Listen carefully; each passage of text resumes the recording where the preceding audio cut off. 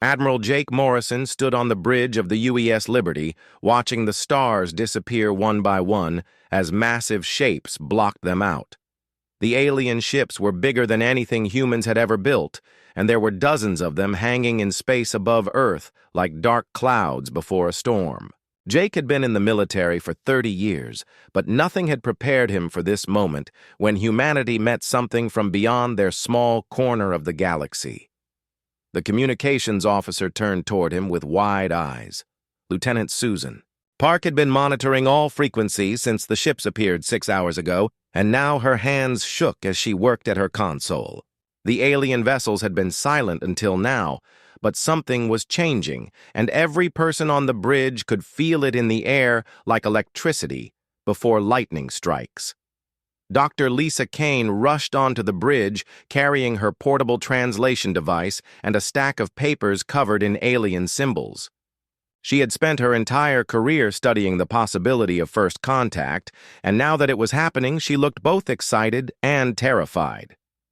Behind her came Senator Maria Gonzalez, who represented the Colonial Defense Committee and had flown up from Earth as soon as the alien ships appeared. The main screen flickered to life, showing the interior of one of the alien vessels. The being that appeared was unlike anything humans had imagined in their science fiction stories. It stood 12 feet tall and looked like it was made of living crystal that caught and reflected light in patterns that hurt to look at directly. When it spoke, its voice came through the speakers like the sound of glass breaking mixed with music. The translation device worked slowly, turning the alien words into English that everyone could understand. The being called itself Architect Vex and said it spoke for something called the hegemony, which ruled over 12 different alien species across this part of the galaxy. It had come to deliver a message to the humans who had recently started, traveling between the stars and setting up colonies on other worlds. Jake listened as the alien explained that humanity had entered space that belonged to the hegemony and that their expansion could not continue. The message was simple and clear, like a teacher explaining rules to children. Humans would stop building new colonies beyond the 12 worlds they currently occupied. All human military ships would be taken apart within 1 Earth year. Most shocking of all, humanity would provide 10% of their population to work for the hegemony on projects across the galaxy. The alien made it sound like these were not requests, but facts that would happen whether humans agreed or not. It explained that the hegemony had made these same demands to 47 other species over the past 1,000 years, and every single one had accepted rather than face complete destruction. The choice was simple according to Architect Vex. Humans could join the galactic community as a junior member following all the rules, or they could refuse and be wiped out completely. Dr. Kane stepped forward and asked how long humanity had to make their decision. The alien tilted its crystal head and said that 3 Earth days would be sufficient time for any intelligent species to see the wisdom of cooperation. Then the screen went dark, and the alien ships returned to their silent watching. Senator Gonzalez immediately called for an emergency meeting of the Global Council while Jake began sending encrypted messages to all human colonies and military bases. The next 72 hours would be the most important in human history, and everyone needed to know what they were facing. The meeting in Geneva brought together leaders from every nation and colony. They argued and shouted and pleaded as they tried to find some way out of the trap that had been set for them. Some wanted to negotiate and find a compromise, while others demanded that humanity fight, even if it meant extinction. The military leaders explained that human weapons were no match for the alien technology and that resistance would only lead to slaughter. Dr. Kane presented her analysis of the alien transmission and explained that the hegemony seemed to view humans as just another primitive species that would naturally submit to superior force. She pointed out that they had never encountered a species that refused their demands and might not know how to handle unexpected resistance. Captain Ryan Walsh spoke for the younger generation of military officers who had grown up among the stars. He argued that humanity had not come this far by giving up when things looked impossible, and that their ancestors had faced overwhelming odds before and found ways to win. The frontier colony sent messages saying they would rather die fighting than live as slaves. As the deadline approached, Jake found himself thinking about his daughter who lived on the colony world of New Geneva and his grandson who had never seen Earth. The hegemony wanted to take people like them and turn them into workers for alien masters. The thought made his hands clench into fists. When the final vote was taken, it was unanimous. Every nation and every colony agreed on humanity's response. Jake was chosen to deliver the message because he commanded the largest human fleet and could speak for all of their military forces. 3 days after the ultimatum was delivered, Jake stood before the cameras that would broadcast his words to the alien ships and to every human settlement across the galaxy. He looked directly at the crystal being on the screen and spoke slowly so that every word would be clear. Humanity's answer to the alien ultimatum was war. 6 months had passed since Admiral Jake Morrison declared war on the hegemony, and Earth had become a world transformed. Every factory that had once made civilian goods now produced weapons and armor, while shipyards worked around the clock building vessels designed for fighting among the stars. The alien ships still hung in space above major cities like silent threats, but they had made no moves since humanity gave their answer. Captain Ryan Walsh guided his scout ship through the outer edges of the solar system where debris from old satellites provided cover from alien sensors. His mission was to gather intelligence about hegemony forces and learn everything possible about their technology and tactics. The young captain had volunteered for the most dangerous assignments because he believed that knowledge would be humanity's greatest weapon against the superior alien fleet. Dr. Lisa Kane worked in a laboratory deep underground where her team studied pieces of alien technology recovered from a damaged scout ship that had crashed on Mars. The vessel had been exploring human space when some kind of malfunction sent it spiraling into the red planet's surface. The wreckage provided the first close look at hegemony engineering, and what they found was both encouraging and terrifying. The alien technology was incredibly advanced, but it followed patterns that human scientists could understand and copy. Their energy shields could stop most weapons, but required enormous amounts of power that left other systems vulnerable. Their faster-than-light drives were more efficient than human versions, but seemed to work on principles that could be adapted for human ships. Colonel Amy Brooks trained the first units of what would become humanity's elite fighting force in facilities hidden across Earth and the colonies. The men and women under her command practiced fighting in zero-gravity and hostile environments while learning to use weapons designed specifically for combat against alien enemies. Early tests showed that humans were physically stronger and faster than most of the hegemony species they had observed. Professor David Kim led a team of physicists and engineers working on humanity's secret projects in a research station orbiting Jupiter. They were developing weapons that could penetrate, alien shields and drives that would let human ships appear and disappear like ghosts. The breakthrough came when they learned to phase matter slightly out of normal space for short periods, making ships nearly impossible to detect or target. General Carlos Rivera coordinated the massive effort to prepare humanity for a war they could not afford to lose. Supply lines stretched across 12 worlds, while hidden bases were built in asteroid fields and empty systems. The plan was to make humanity impossible to destroy completely, even if Earth itself fell to alien attack. The colonies responded to the crisis with determination that surprised even their own leaders. Farmers became soldiers, while miners learned to build weapons from raw materials. The frontier worlds that had seemed like peaceful settlements revealed themselves to be communities of tough survivors, ready to fight for their freedom. Reports came in from Captain Walsh and other scout teams about the true size of the hegemony forces. The aliens had hundreds of ships scattered across nearby systems with technology that could destroy planets if they chose to use it. But the intelligence also revealed something unexpected about their enemies. The different alien species that made up the hegemony did not seem to trust each other completely, and their tactics relied on overwhelming force rather than clever strategy. Dr. Kane made the most important discovery when she managed to communicate. with a wounded alien found in the wreckage on Mars. The creature was dying, but before it expired, it told her about other species that had been conquered by the hegemony. 47 civilizations had been destroyed or enslaved over the past 1,000 years, and their populations were scattered across the galaxy as workers and soldiers for their masters. The dying alien also revealed that the hegemony had never faced serious resistance before. Every species they encountered either surrendered immediately or was crushed so quickly that they never had time to mount an effective defense. Humanity was the first to declare war and the first to spend months preparing for battle instead of simply giving up.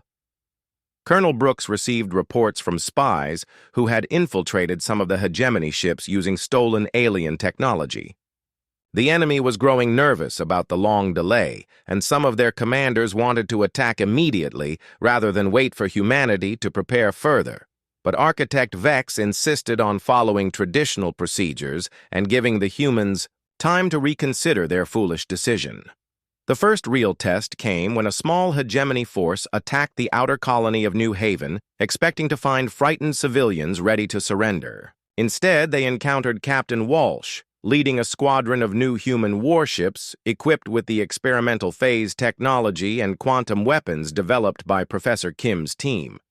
The battle lasted only 6 hours, but when it ended, 3 alien cruisers had been destroyed while the humans lost only 1 frigate. More importantly, the engagement showed that human tactics could work against superior technology. The aliens fought like they expected easy victory, while the humans used every trick and advantage they could find. Colonel Brooks led the ground, forces that defended New Haven's cities and showed that human soldiers could match alien warriors in individual combat. The enemy troops were specialized for specific types of fighting, but humans adapted quickly to different situations and weapons. Hand-to-hand combat revealed that most aliens were slower and weaker than human soldiers who had trained for months specifically for this kind of war. The victory at New Haven sent shockwaves through both the human colonies and the hegemony fleet. Humanity proved they could fight and win while the aliens faced their first defeat in centuries of conquest. But everyone knew this was just the beginning of a much larger conflict. Admiral Morrison used the time after New Haven to accelerate all military preparations. The hegemony would not underestimate humanity again, and their next attack would be much more serious. Intelligence suggested that massive alien reinforcements were moving toward human space and that the enemy was preparing to use weapons they had held in reserve. Dr. Kane continued studying captured alien technology while also trying to establish communication with some of the enslaved species mentioned by the dying alien on Mars. If humanity could find allies among the hegemony's victims, it might be possible to turn the war from a hopeless last stand into something more. The colonies buzzed with activity as civilians prepared for siege conditions, while military forces positioned themselves for the battles to come. Everyone understood that the next phase of the war would determine whether humanity survived as a free species or joined the long list of civilizations destroyed by the hegemony. The hegemony fleet arrived at New Haven like a storm of metal and energy that blotted out the stars. Captain Ryan Walsh watched from the bridge of his flagship as dozens of alien vessels dropped out of faster-than-light travel and began forming attack formations. This time the enemy had brought enough firepower to crush a dozen human colonies, but they would find New Haven ready for them. Colonel Amy Brooks crouched in a bunker on the planet's surface as the first alien landing craft descended through the atmosphere trailing fire and smoke. Her Marines had spent weeks preparing defensive positions throughout the colony cities and hidden bases in the surrounding mountains. The aliens expected to face panicked civilians, but instead, they would meet soldiers trained specifically to kill them. Dr. Lisa Kane monitored the battle from the command center where banks of computers tracked every ship and weapon in the system. The data streaming across her screens showed that the hegemony had brought 3 times as many ships as they used in their previous attack.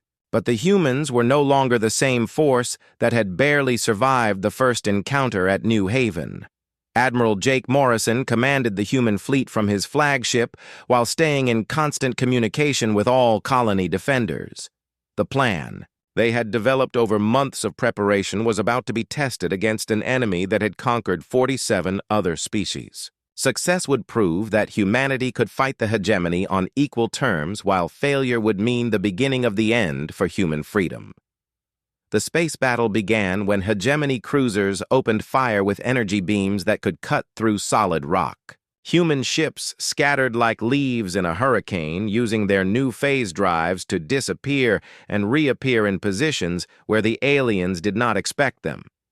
Captain Walsh led his squadron in hit-and-run attacks that confused enemy targeting systems, while other human vessels used quantum torpedoes to punch through alien shields. Professor David Kim's experimental weapons performed better than anyone had hoped, as human ships fired projectiles that existed partially outside normal space and could not be stopped by conventional defenses. The alien vessels that had seemed invincible just months before began taking damage as human tactics and technology proved effective against superior numbers. On the planet's surface, Colonel Brooks watched alien soldiers pour out of landing craft that had crashed through the defensive fire from human gun emplacements. The enemy troops moved in tight formations and used energy weapons that could burn through most armor. But the humans had studied recordings from the first battle and knew exactly how to fight these particular aliens. The hegemony ground forces were tall, insect-like creatures with 4 arms and natural armor plating, but they moved slowly and could not change direction quickly. Human Marines used rapid movement and close-quarters combat to get inside their defensive formations, where alien weapons became useless. Individual fights showed that human soldiers were faster and stronger than their enemies, who relied on technology rather than physical ability. Lieutenant Ben Carter led a squad of Marines through the ruins of New Haven's main city, where alien troops had taken defensive positions among the buildings. The young officer had trained for urban combat, but nothing had prepared him for the reality of fighting enemies from another world. His soldiers moved through rubble and smoke while alien energy bolts burned the air around them. The turning point in the ground battle came when human forces captured an alien command post and discovered that the enemy used centralized control systems for their troops. Colonel Brooks ordered her best teams to target alien commanders and communication equipment rather than trying to fight every enemy soldier. Within hours, the organized hegemony assault began to fall apart as units lost contact with their leaders. In space, Captain Walsh pushed his ships harder than they had ever been pushed before, as human vessels darted between massive alien cruisers like fighters attacking bombers. The phase technology that Professor Kim had developed let human ships appear inside enemy formations and fire at close range before disappearing again. Alien point defense systems could not track targets that existed only partially in normal space. The first major hegemony loss came when human torpedoes penetrated the shields of an alien battleship and caused a chain reaction in its power systems. The massive vessel broke apart in a series of explosions that lit up the darkness of space and sent debris flying in all directions. Other alien ships began pulling back as their commanders realized that humans were not the easy targets they had expected. Dr. Kane coordinated intelligence gathering from both space and ground battles as human forces captured alien equipment and prisoners. The data showed that hegemony forces used the same tactics they had perfected over centuries of conquest, but those methods were designed for fighting enemies who would surrender quickly when faced with superior firepower. Admiral Morrison watched the battle unfold from his command center and saw something that filled him with both pride and worry. Human forces were winning, but they were also learning that war against the hegemony would be longer and more costly than anyone had imagined. The aliens had resources from dozens of conquered worlds, while humanity had only 12 colonies to draw upon. The space battle reached its climax when Captain Walsh led a desperate attack against the hegemony flagship, where Architect Vex commanded the alien fleet. Human ships emerged from phase space directly above the massive vessel and fired every weapon they had at its command sections.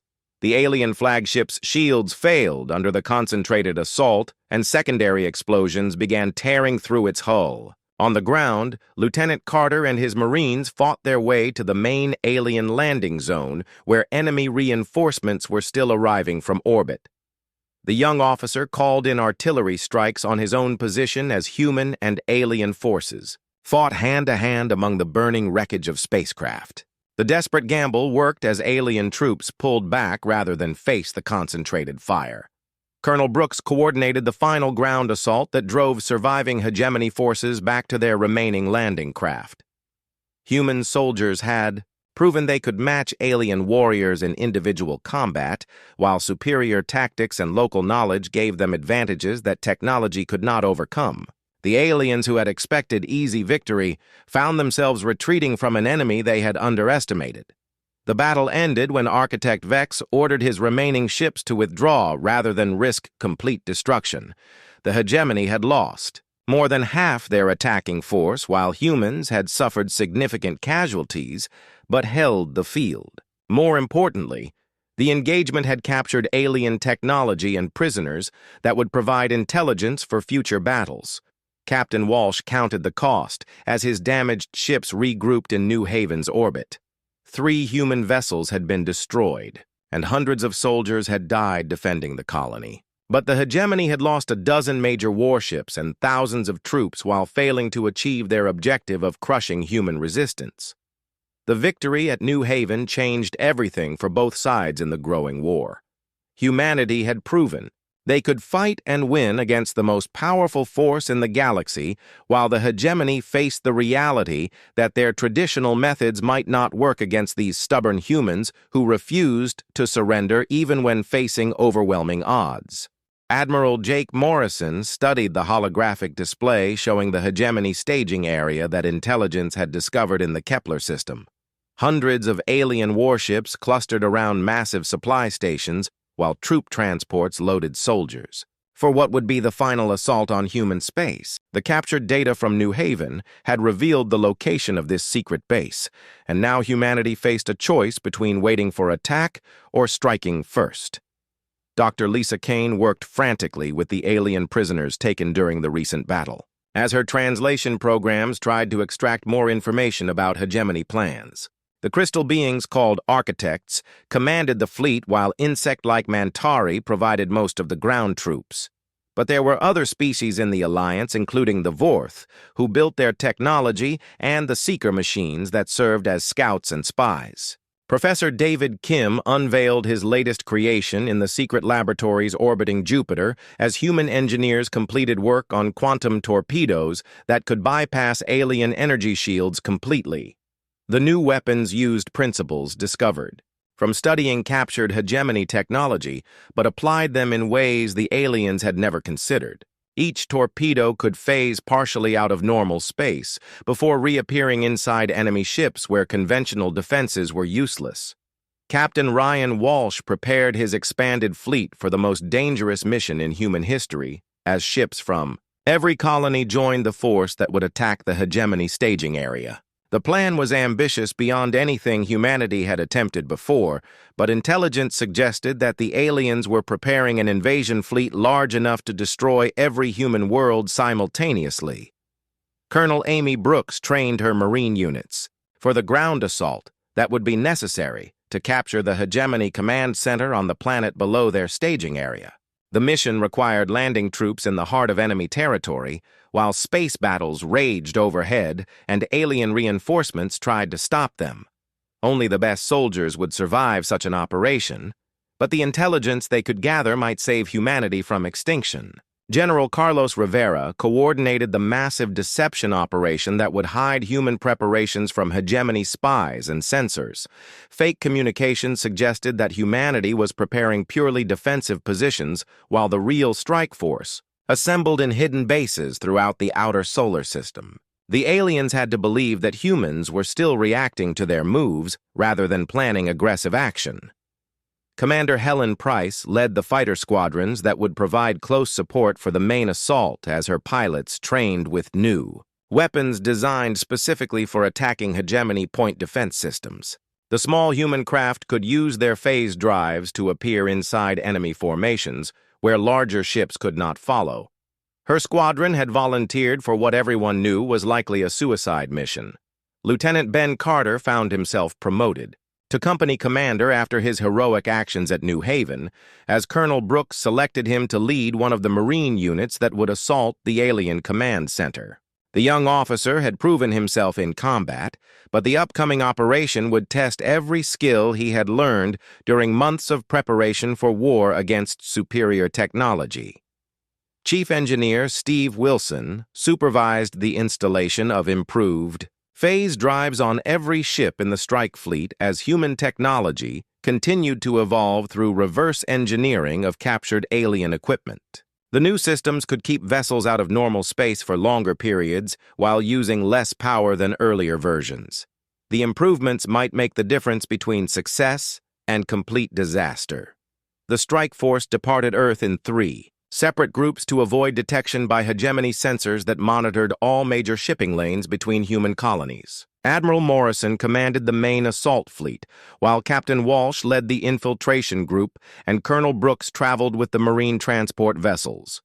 Timing would be critical, as all 3 forces had to arrive at the target simultaneously. Dr. Kane remained on Earth, where she continued interrogating alien prisoners and analyzing captured technology for any weakness that could be exploited during the attack.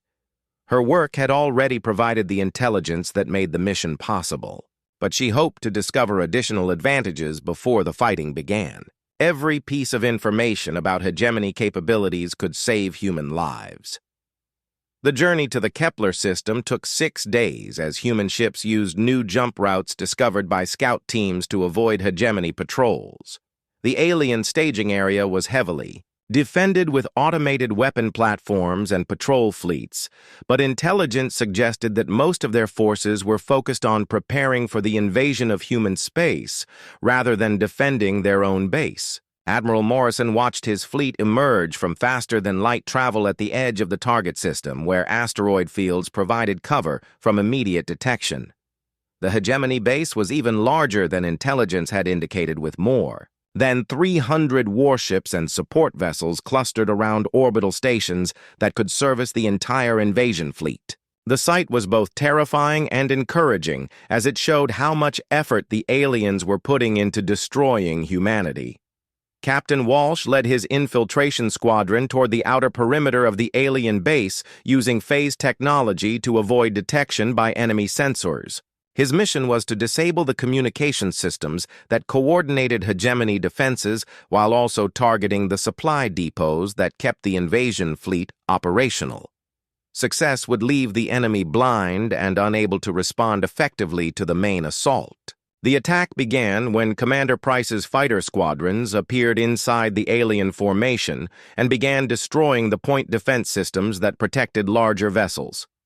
Her pilots used quantum torpedoes and phase drives to strike targets that had never been attacked from such close range. Alien gunners tried to track the small human craft, but found their weapons useless against enemies that could disappear and reappear at will. Colonel Brooks launched her marine assault on the command center as alien defenders struggled to coordinate, their response to attacks coming from multiple directions simultaneously. The hegemony had never faced enemies who used such aggressive tactics, and their defensive procedures were designed for more conventional battles. Human soldiers fought their way through alien positions using superior training and determination.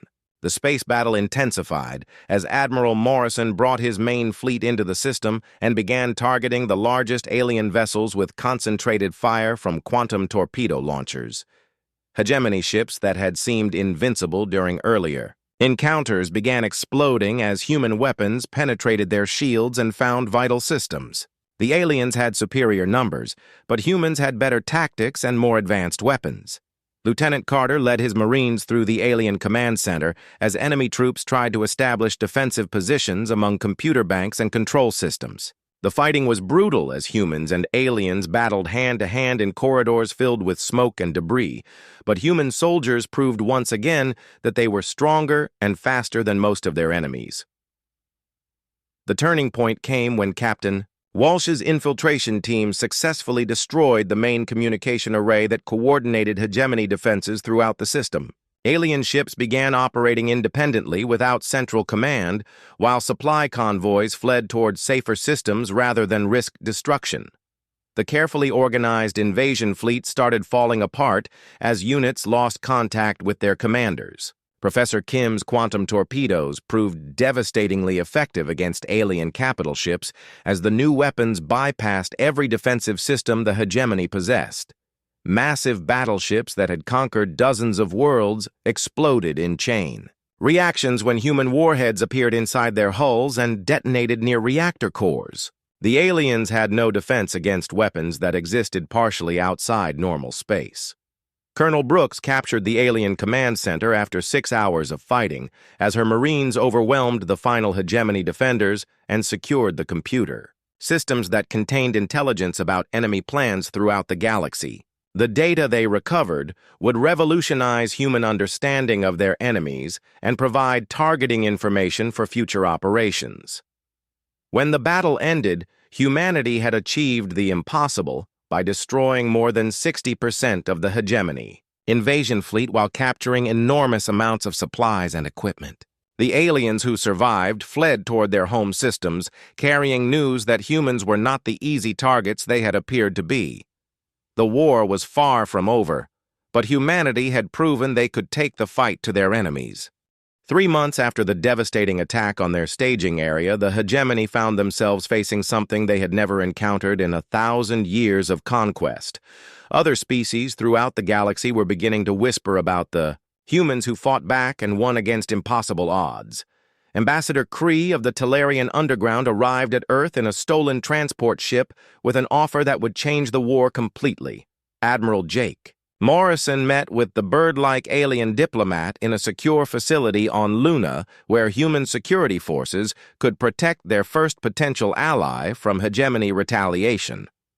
Kree explained that her people had been enslaved for 3 centuries, but had maintained secret resistance networks on dozens of worlds. The human victories had inspired hope among species who had given up any dream of freedom. Dr. Lisa Kane worked with Kree to establish communication protocols with other enslaved species. As reports came in from across the galaxy about uprisings and sabotage operations targeting hegemony facilities, the Synthetic Collective sent encrypted messages offering to share intelligence about alien military capabilities, while the Free Zephyrian Navy provided star charts showing hidden supply routes that could be disrupted. Captain Ryan Walsh led joint operations with Talarian resistance fighters as human ships began appearing in systems far from Earth to support local rebellions against hegemony rule. The aliens had never faced coordinated resistance across multiple worlds simultaneously, and their forces were spread too thin to contain all the emerging threats to their authority. Colonel Amy Brooks trained alien resistance fighters in human combat techniques as representatives from a dozen species arrived at secret bases to learn how to fight their former masters. Each alien race brought different capabilities, but all shared the determination to break free from centuries of oppression. Human military doctrine was adapted for beings with different physiologies and natural abilities. Captain Zara of the Free Zephyrian Navy brought her fleet to join human forces as the warrior culture that had remained neutral for generations finally chose a side in the growing conflict. The Zephyrians possessed advanced stealth technology and had spent decades studying hegemony weaknesses while waiting for the right moment to act.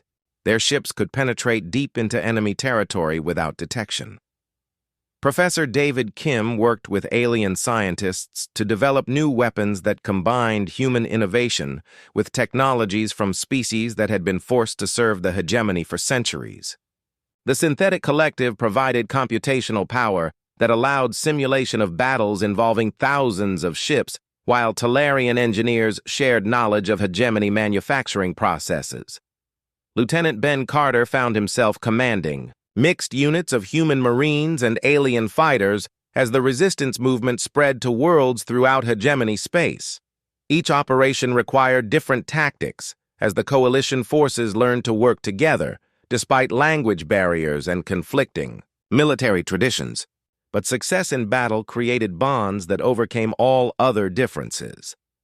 The hegemony responded to the growing rebellion by replacing Architect Vex with War Commander Thane, who had earned his reputation by crushing resistance movements on 30 different worlds. Thane immediately began implementing brutal suppression tactics designed to terrorize enslaved populations into abandoning any thoughts of freedom. Entire cities were destroyed as examples to others who might consider rebellion. General Carlos Rivera coordinated supply lines that stretched across light years as human industrial capacity was combined with resources provided by alien allies. Hidden factories on liberated worlds began producing weapons and ships using hybrid technologies that neither species could have developed alone. The resistance was becoming a real threat to hegemony control over the galaxy. Dr. Kane made contact with the Keeper archives, which turned out to be an ancient artificial intelligence that had observed galactic civilization for millions of years. The Keeper provided historical data showing that the hegemony was not the first empire to dominate this region of space, and that all previous rulers had eventually fallen when their subjects united against them. Commander Helen Price led combined fighter squadrons that included pilots from 6 different species as the resistance fleet grew larger and more diverse. Human tactics were adapted for aliens with different reaction times and sensory capabilities, while new communication systems allowed coordination between beings who thought in completely different ways. The mixed squadrons proved more effective than anyone had expected. The first major victory for the Allied forces came when Captain Walsh and Captain Zara led a joint operation to liberate the mining world of Vega Prime, where the hegemony had enslaved the native population for 2 centuries. The battle demonstrated that human military leadership could coordinate alien forces effectively, while also showing that united resistance could defeat hegemony garrison troops. War Commander Thane retaliated by ordering planet-killer weapons, deployed against 3 worlds that had joined the rebellion.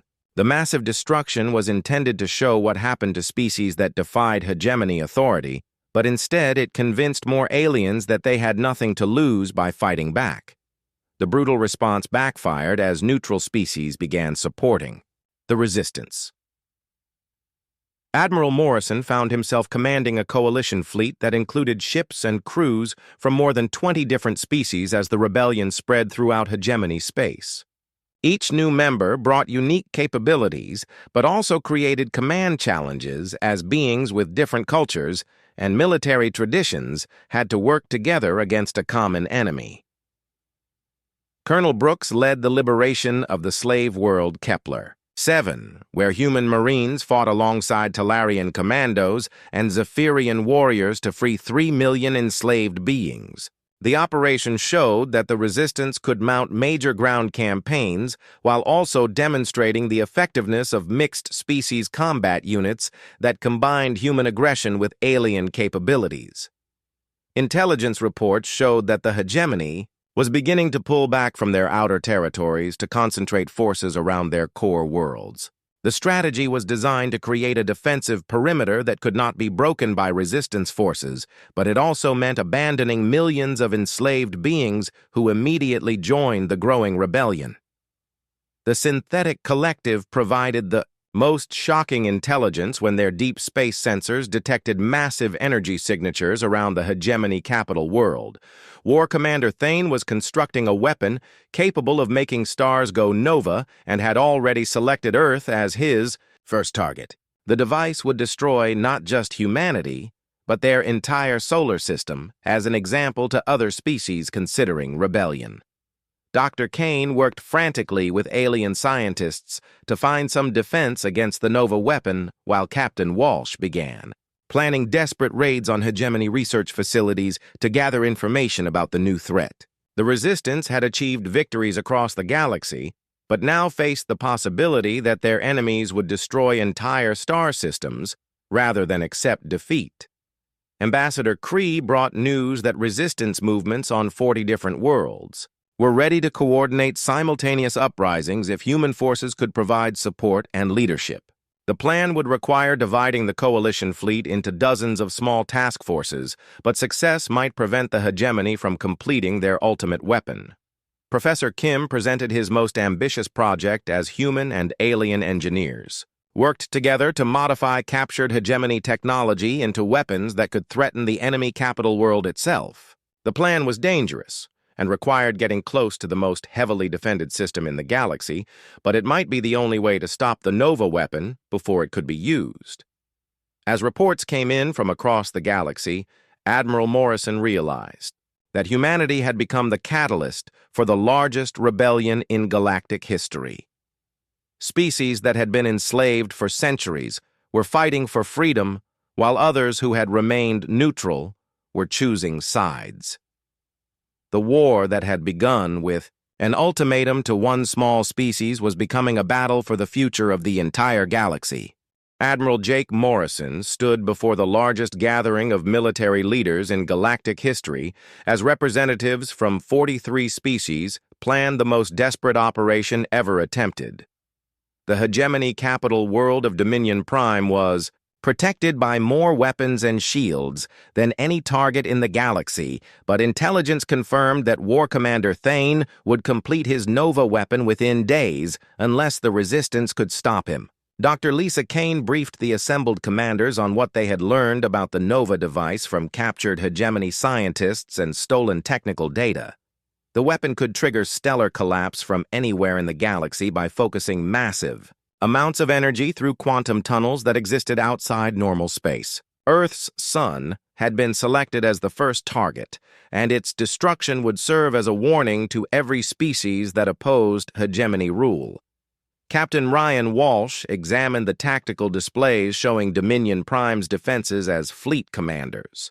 From dozens of species studied the most heavily fortified system in known space. Automated defense platforms surrounded the planet in layers while massive battleships patrolled the outer system. The hegemony had never expected to defend their capital, but War Commander Thane had concentrated their remaining forces here for the final battle. Colonel Amy Brooks coordinated with resistance leaders from enslaved worlds throughout the galaxy as they prepared simultaneous uprisings designed to prevent hegemony reinforcements from reaching their capital. The plan required perfect timing, as rebellions on 40 different worlds would begin at exactly the moment human forces attacked Dominion Prime. Success depended on coordination across light years of space. Professor David Kim supervised the final modifications to humanity's secret weapon as engineers from multiple species worked together to complete the most advanced technology any of them had ever built. The quantum phase cannon could theoretically penetrate any defense by existing partially outside normal space, but it had never been tested against targets as heavily protected as those on Dominion Prime. Captain Zara of the Free Zephyrian Navy led the stealth squadrons that would infiltrate hegemony space ahead of the main assault to disable early warning systems and create confusion among enemy forces. Her ships possessed cloaking technology that even human sensors could barely detect, but the mission required getting closer to Dominion Prime than any enemy vessel had ever managed.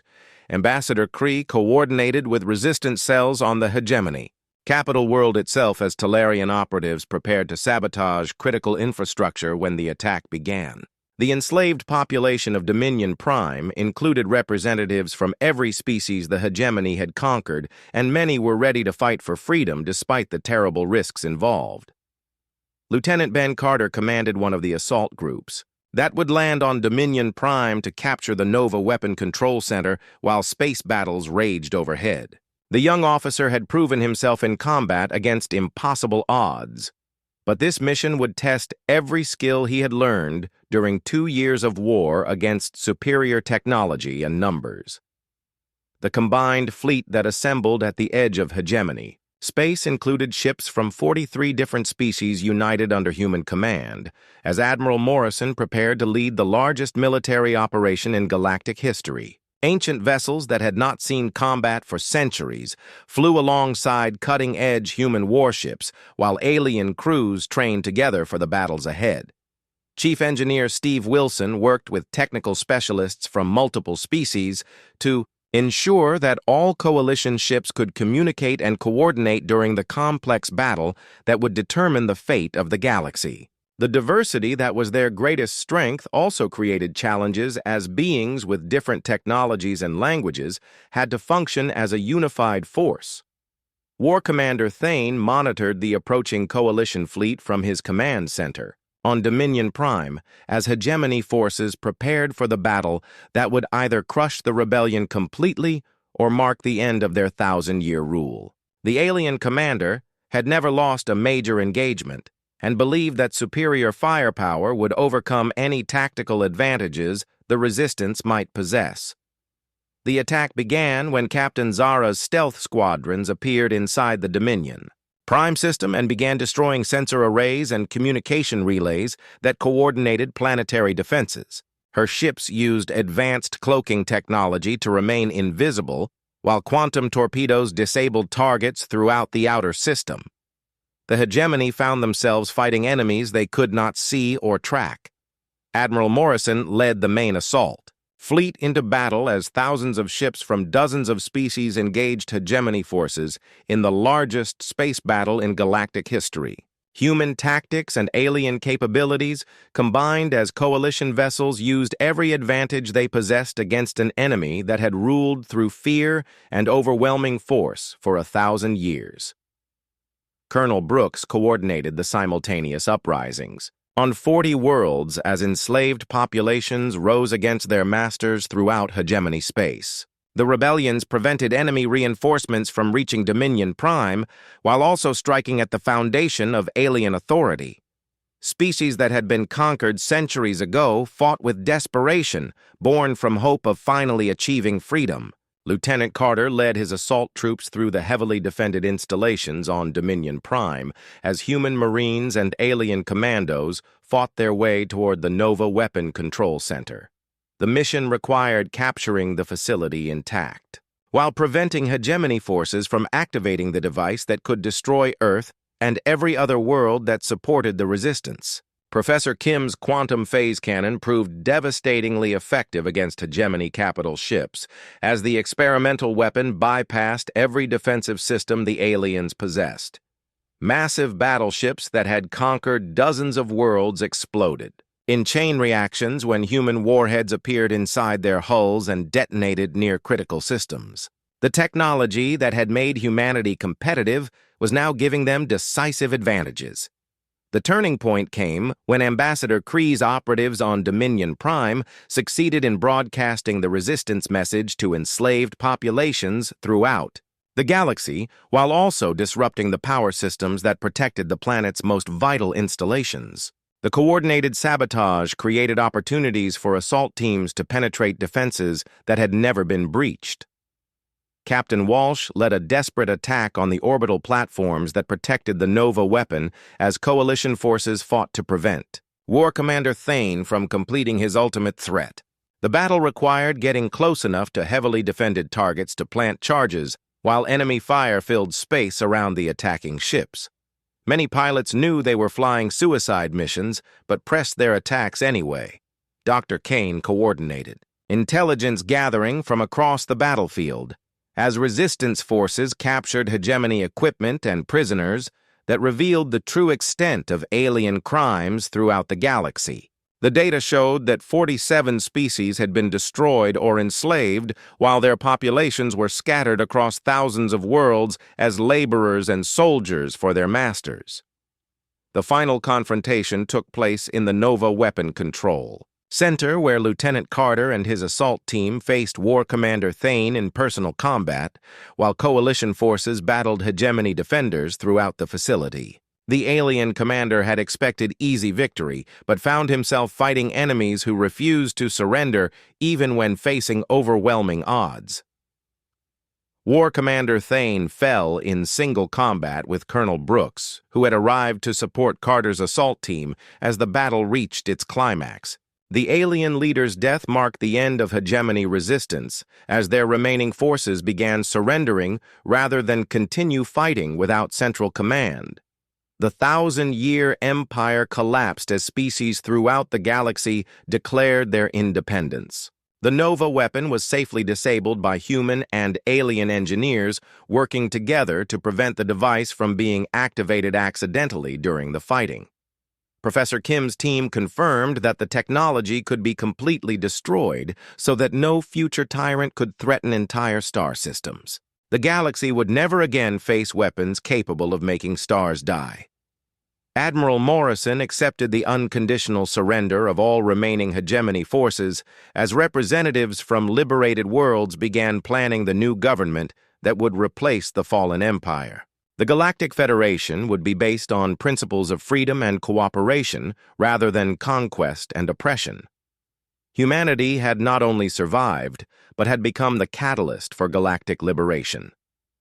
1 year later, Admiral Morrison stood on the bridge of the UES Victory as ships from 60 different species patrolled together in formation throughout what had once been hegemony space. The galaxy was free for the first time in 1,000 years, while formerly enslaved populations rebuilt their civilizations with help from human technology and expertise. The story of humanity's refusal to surrender had become legend throughout. The galaxy as species that had never known freedom learned about the small world that chose war over slavery. Children on hundreds of worlds heard tales about the humans who proved that courage and determination could overcome any odds when beings fought together for the right to be free.